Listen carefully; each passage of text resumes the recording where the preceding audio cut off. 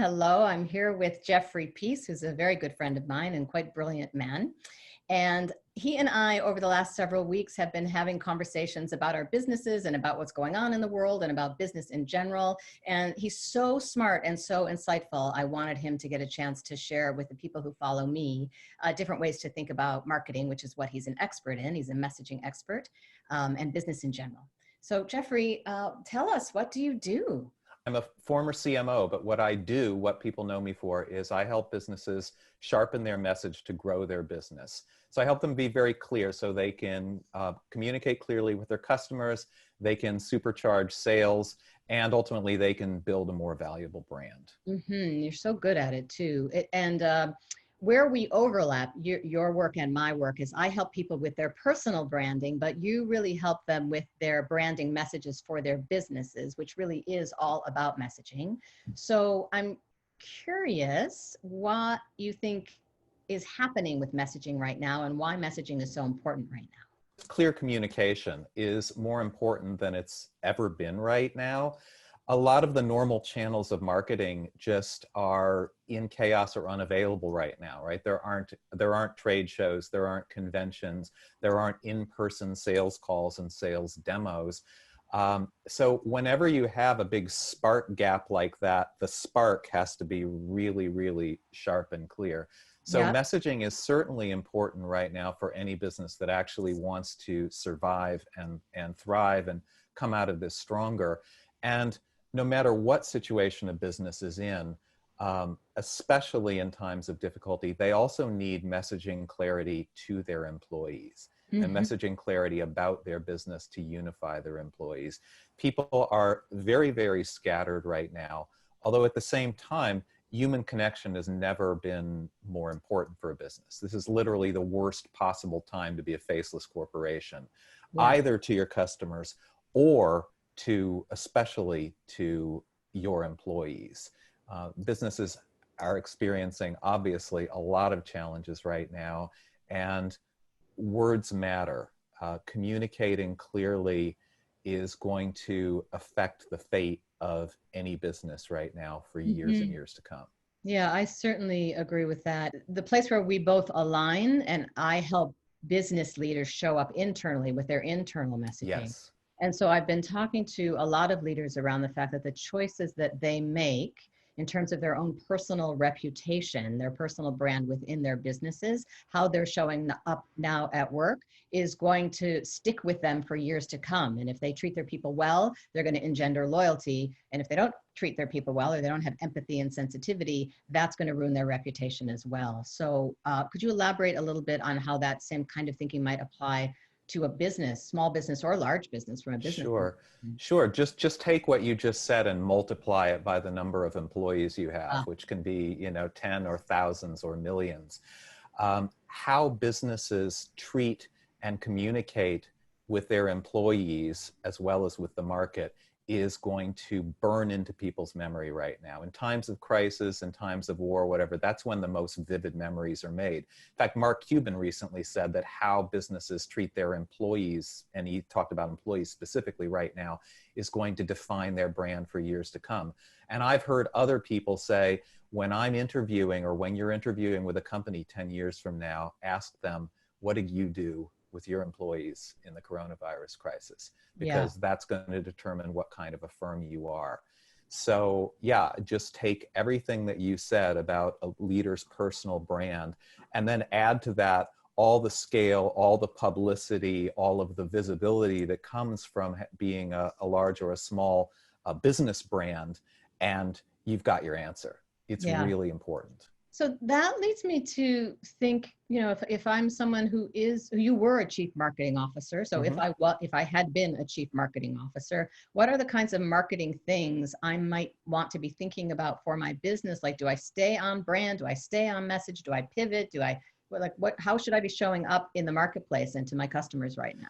Yeah, I mean, as one of my old Cornell professors used to say, the answer is always it depends. But then you got to figure out what it depends on, right? Because so you've got a number of different buckets of business. You've got what I would sort of call the accidental winners, which is kind of Netflix, Zoom, and Purell kind of businesses.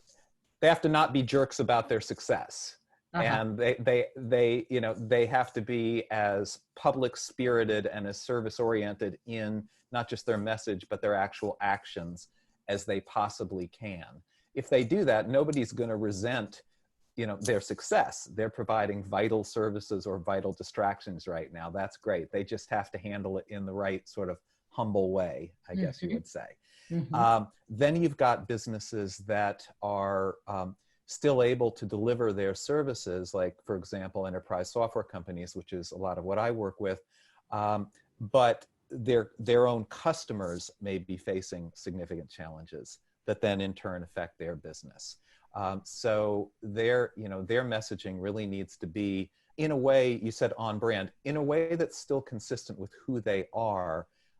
They have to be responsive to the needs, the worries, the concerns their customers have right now, and to help them in turn make whatever pivots they need to make. Mm-hmm. So you're still who you are as a business, but you have to respond to the moment at the same time. Yeah. Now, there is another bucket of businesses, and unfortunately, it's a very, very large bucket. And those are businesses that, for one reason or another, depend entirely on in-person interaction. You know, movie theaters, cruise ships, restaurants, travel companies, not just those. So many businesses depend on those things. In that case, you may be in a situation where you just can't earn the same revenue that you did, you know, pre-crisis, and that you hope you will be again. So in that case, you have to kind of think of this as an enforced spring training. You have to earn what you can. So obviously, if you can pivot your business to serve people well and usefully and earn revenue and keep your employees going, that's great. Los Angeles Apparel did that by switching over their entire apparel factory and actually expanding it to make personal protective equipment. And Yes, I they're read about still, that. yeah, so they're still able to make money, which people are happy to pay them, and they're still able to pay their employees a living wage. So that's fantastic. But LMVH, the luxury and perfume conglomerate, switched over their factory to making hand sanitizer, which Mhm. they're giving away to French health organizations for free. Now, they're not making money out of that, and I'm sure it's costing them a lot to keep the factory open and pay those employees, but they're earning something else. They're earning brand equity and goodwill that will affect them and define them for decades to come.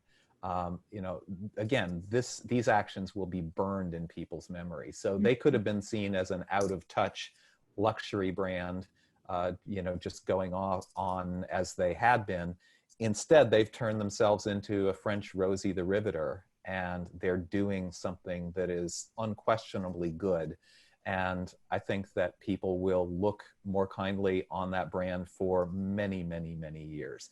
So, of course, there are financial constraints, and you know, if you're able to adapt your business in a way to keep it going and make money and pay your employees in this time, you want to do that. But if you can't earn the same revenue, then pivot to what I would call helping is the new selling. Mm. Pivot for good, which isn't in this case the same as forever, and earn the brand equity that's going to help you come out stronger in the recovery. You know, it's so interesting. Helping is the new selling as a way to think about selling. So I'll just share an anecdote. I'll be curious your perspective. I often shop at Nordstrom. And so I'm on the Nordstrom email list. And so Mm-hmm. I've been getting, you know, there's a sale, there's a sale, because, you know, they're trying to generate Anything. anything, you know, Yeah. energy in the economy. And the recent things that they have been marketing to me that I might be interested in purchasing at 60% off. So, okay, obviously this is a great time. You can buy something that you might have bought anyway cheaper, was pants and shoes. And like, if we're all living in a virtual world where, you know, everybody's It stops here. exactly like, who's thinking about buying pants? Right.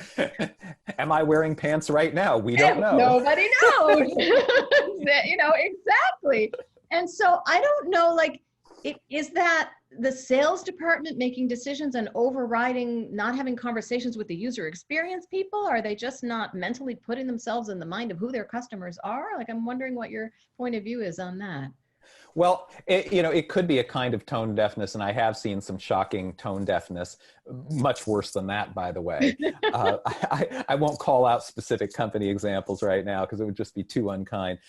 Actually, in that case, I think it's something else because these companies have systems that have been running for decades, and part of what they're doing is yield management on their inventory. Yeah. And I suspect what they've discovered is we're selling a lot of shirts and we have way too many pants and shoes. Right. So I think that 60% off thing is just a response to the excess inventory in pants.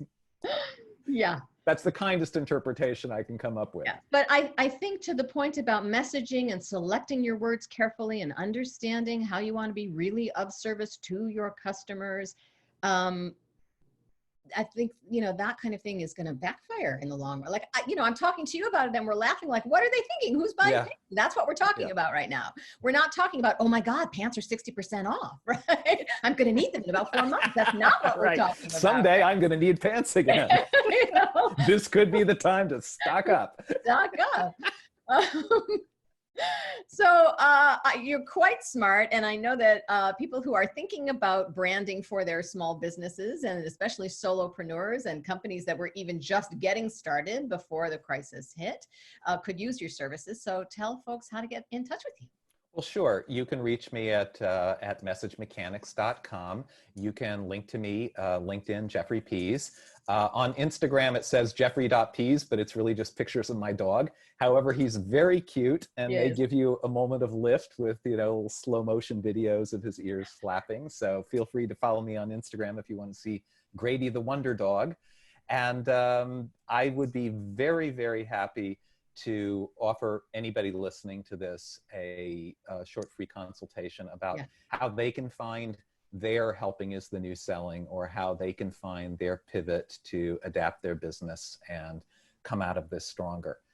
Because although none of us would have wanted this crisis, there will be businesses that come out of it not just as good, but actually a lot better than they were. And so if from a messaging and positioning perspective, I can help you be one of those, I would really love to do that.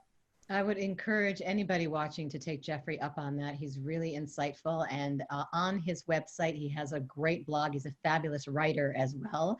So you can read in more depth many of the thoughts and ideas that he shared with us today. Thank you so much. Right. Well, thank you, Carol. Always wonderful to talk to you. Yeah. Bye. Bye.